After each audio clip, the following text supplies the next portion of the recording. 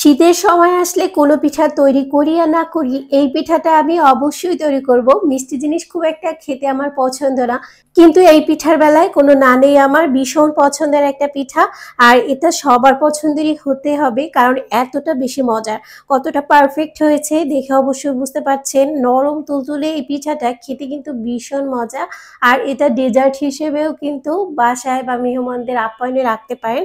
আমাদের বরিশালের একটা ঐতিহ্যবাহী পিঠা বলা যায় এটা। আর এটা হচ্ছে পাকন পিঠা, আর জামাই পিঠা অনেকে বলে, কিন্তু আমাদের অঞ্চলে আমরা ছোটবেলা থেকে পাকন পিঠা নামেই পরিচিত এই পিঠাটা। তো এটার ডোটা একদম পারফেক্ট ভাবে তৈরি করার জন্য এখানে আমি হচ্ছে 1.5 কাপ পানি নিয়েছি, একদম মেপে মেপে। আর 1.5 কাপ হচ্ছে ময়দা দিয়ে দিচ্ছে। ময়দা দিয়ে পিঠাটা তৈরি করলে ফিডব্যাকটা অনেক বেশি ভালো আসে। পানিতে আমি সামান্য পরিমাণ লবণ দিচ্ছিলাম, আপনারাও কিন্তু দিয়ে নেবেন। আর এখন খুব ভালো করে নেড়েচেড়ে আটাটাকে বা ময়দার ডোটাকে ভালোভাবে সিদ্ধ করে নিতে হবে।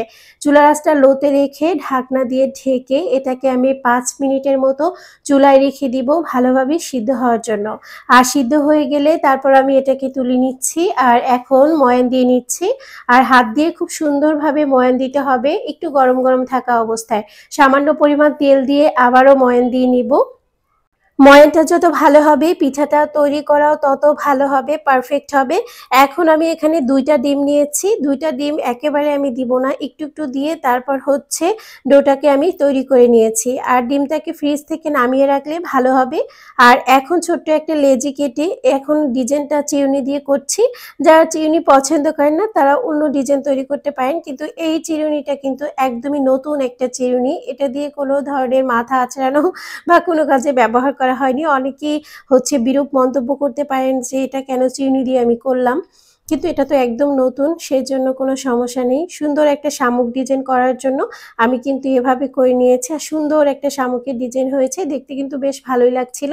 হাতে বা চিরুনিতে একটু তেল লাগিয়ে নেবেন, তাহলে কিন্তু ডিজাইনটা অনেক বেশি সুন্দর হবে। এই পর্যায়ে কিন্তু পিঠাগুলো বানানো হয়ে গিয়েছে। তেলটাকে গরম করে নিয়েছিলাম, এখন আমি তেলের ভিতরে দিয়ে দিচ্ছি। তেলটাকে অনেক বেশি গরম করা যাবে না। আর একটা কথা মাথায় রাখতে হবে, এই পিঠাটা একটু সময় নিয়ে আস্তে আস্তে ভেজে নিতে হবে। যত আস্তে আস্তে ভাজা হবে পিঠার যে ভিতরের যে লেয়ারগুলো খুলে যাবে আর খুব সুন্দরভাবে ফুলে উঠবে।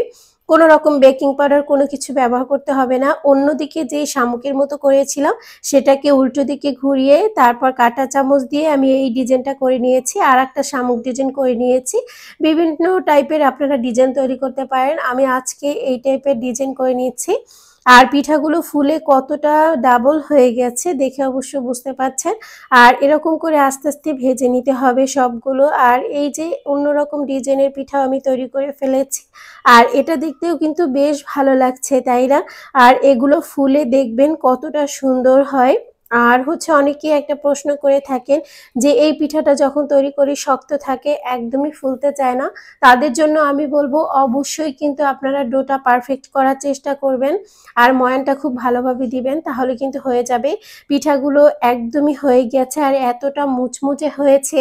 যখন পিঠার ভিতর শিরা দিবেন, পিঠাগুলো যখন ভেসে উঠবে, তখন বুঝতে পারবেন আপনার পিঠাগুলো একদম পারফেক্ট হয়েছে।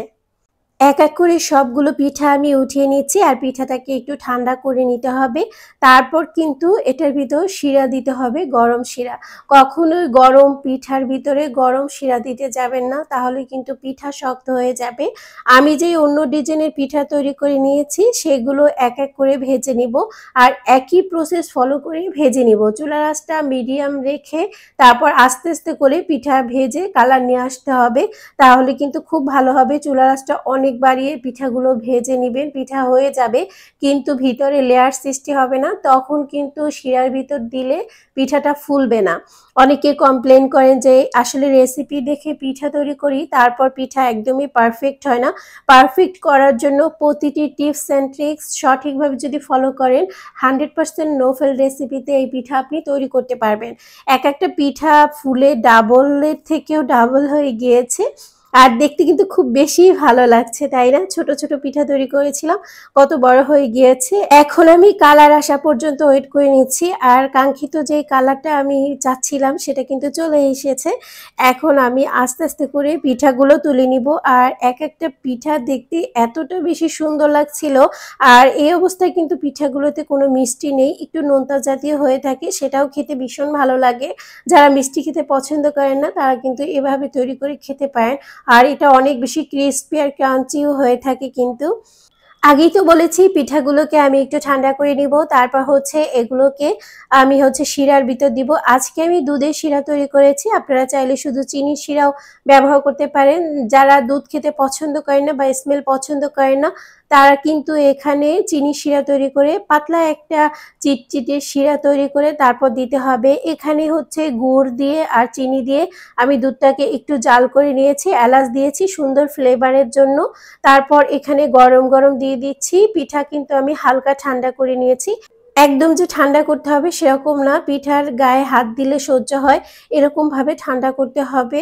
আর এখন আমি শিরাগুলো দিয়ে দিচ্ছি, আপনারা দেখলে বুঝতে পারবেন কত শিরা দিয়েছি আমি, কিন্তু কিছুক্ষণ পরে দেখবেন শিরাগুলো একদমই নেই, সবকিছু টেনে একদম খেয়ে পিঠাগুলো মানে টইটুম্বুর হয়ে গিয়েছে। আর এই জন্যই কিন্তু এই পিঠাটা খেতে ভীষণ ভালো লাগে, অনেক বেশি সফট আর হচ্ছে তুলতুলে নরম হয়ে থাকে এই পিঠা। আর এখন হচ্ছে ঢাকনা দিয়ে ঢেকে রেখে দিয়েছিলাম, ফিডব্যাকটা কেমন এসেছে আমি আর কি বলবো, আপনারা দেখেই তো বুঝতে পারছেন যে এক একটা পিঠা কতটা বেশি পারফেক্ট হয়েছে। আর শিরা কিন্তু একদমই চুষে নিয়েছে, কোনো শিরা নেই। আমি একটু কেটে দেখাচ্ছি ভিতরটা কতটা সুন্দর হয়েছে।